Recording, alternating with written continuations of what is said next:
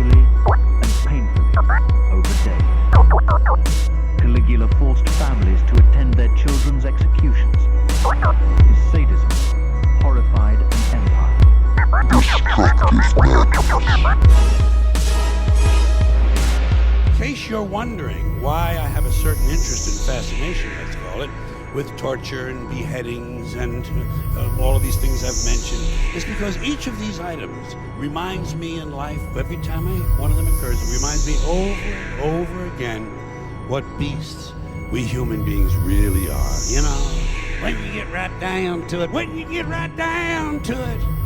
human beings are nothing more than ordinary jungle beasts, savages.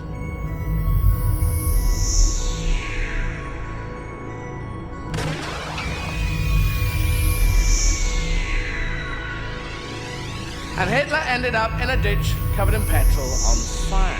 So that's fun. I think that's funny.